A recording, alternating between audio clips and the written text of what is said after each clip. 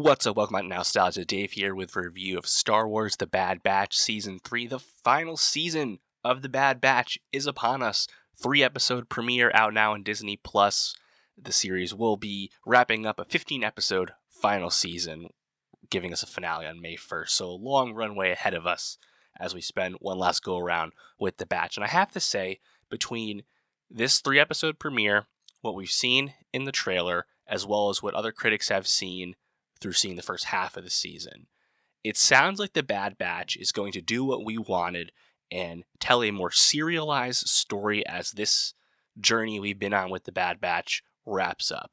And I think that's very exciting because ultimately The Bad Batch is a show that, despite being enjoyable as a pseudo continuation of Star Wars The Clone Wars and just kind of giving us lore elements for the hardcore fans, as they come, despite all of that, The Bad Batch hasn't really gone through a lot of character growth, and ultimately from a plot perspective, has largely been, unsurprisingly, constrained in this Rise of the Empire timeline that, of course, we all know so well as Star Wars fans. So the show always felt like it was smaller stakes and really just kind of there as a good hang for those of us that are really into the whole thing, as Clone Wars fans, Bad Batch fans, etc.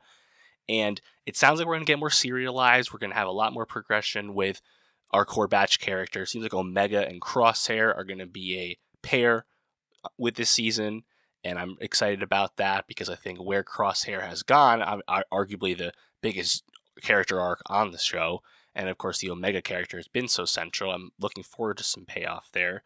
And of course the trailer has teased a very tantalizing thing, of course, the reintroduction of Asajj Ventress, who we assumed had died in the Dark Disciple novel, which was a, repurposing of a Clone Wars script that didn't get produced when Clone Wars was originally canceled. Ventress coming back, very tantalizing, especially something so monumental to happen on The Bad Batch. Very cool. Of course, in this premiere, we got to see Palpatine. Always fun to spend time with him.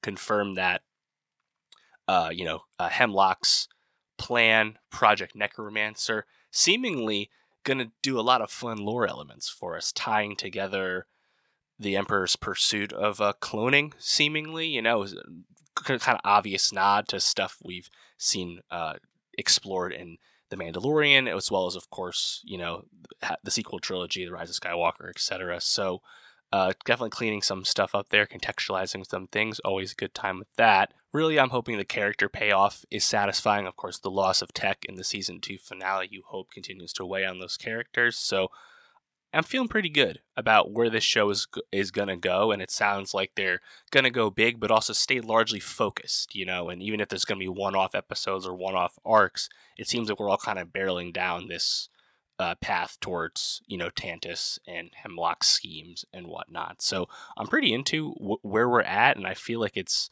all kind of coming to a satisfying place. I'm hoping we see more of Commander Cody this season. Of course, his defection status was suggested, shown in a sense in Season 2, and in general, kind of the fate of the clones as the Empire moved away from the clones. Some of the best material in Season 2. I really hope some of that stuff can remain in Season 3, and it's not just hardcore plot. We'll see about that. Episode 2, I enjoyed the nice nod. It seemed like it was Black Sun, the very first scene, the Syndicate that, Wrecker and Hunter go to, but it was a Deveronian guy, not a Prince Zizor type, so I wasn't really sure, but that's where my mind went. Cool to see those clone kids, interesting introduction there, and a Kraken monster at the end. It seemed to get a lot of monsters, a lot of creatures this season, as the Batches want to do. But episode 1 I thought was pretty effective start because it was really Omega only, and then Omega and Crosshair escaping so quickly at the end of episode 3, kind of unexpected.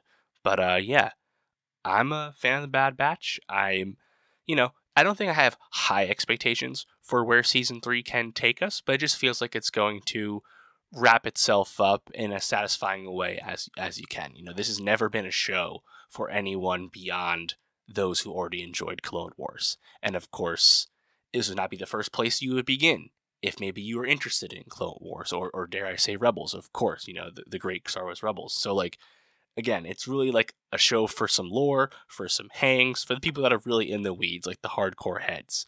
And that's not going to change with season 3.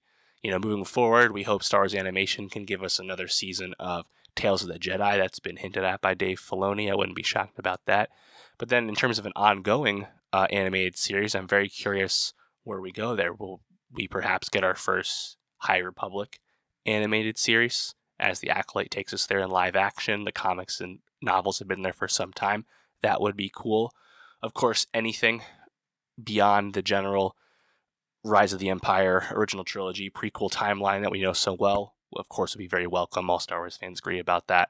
But yeah, we'll see about that. In the meantime, Bad Batch Season 3, very happy to be on one final journey with the squad. Let me know, what are you most looking forward to seeing in Bad Batch Season 3?